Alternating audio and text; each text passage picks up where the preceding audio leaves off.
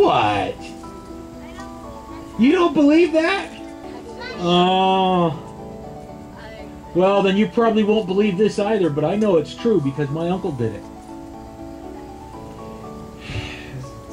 Anybody know where Pymatuming Reservoir is? Pymatuming Reservoir, it's up close to Lake Erie.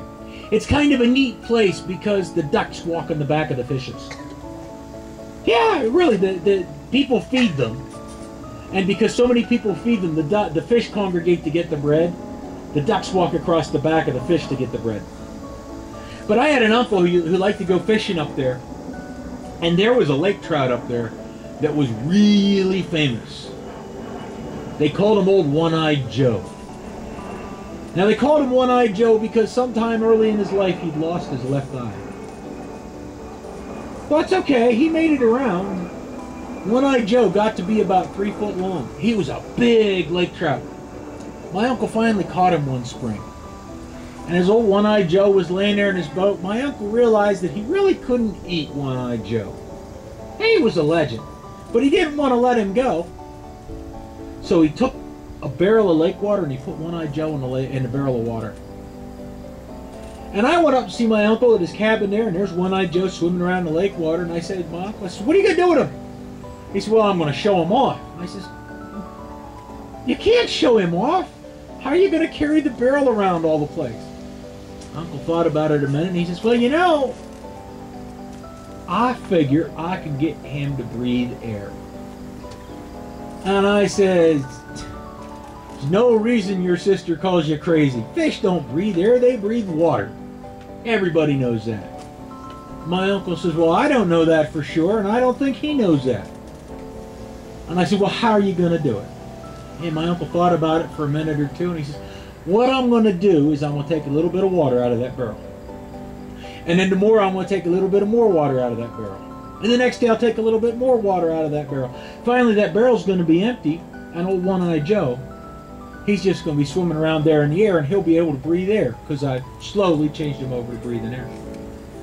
Well, I agreed with my mother that my uncle was crazy. But he said about his plan. And do you know that within a month, old One-Eyed Joe was breathing air? He liked to live in the barrel, and he swam around in the barrel in the air, but he was breathing air. And my crazy old uncle got him out of the barrel and kind of trained him to sort of on his tail fin to get around. And he'd take that fish all over town with him. Just jump in the truck and they'd drive into town. It was great fun. But then it got to be about August that year, and old One-Eyed Joe wasn't looking too hot. And I looked at my uncle and I said, "You know, I think he misses the lake. It's hot out here and that lake was cool."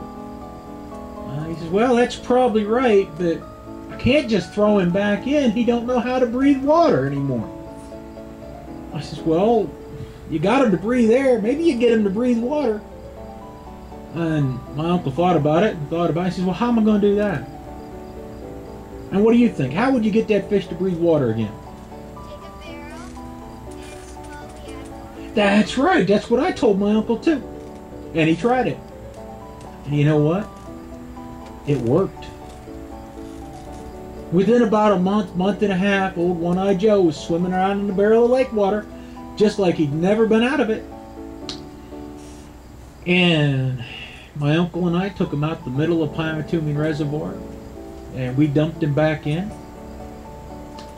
And you know, I heard tell just this past summer that somebody saw old One-Eyed Joe down there in the bottom of Pymatuming Reservoir. Except now he's about 5 feet long, and he's still one of the biggest lake trout in the state of Pennsylvania. Pymatuming Reservoir, it's up close to Lake Erie on the Ohio-Pennsylvania line right there. Your parents probably know where it's at. That's the truth. I'm glad somebody does.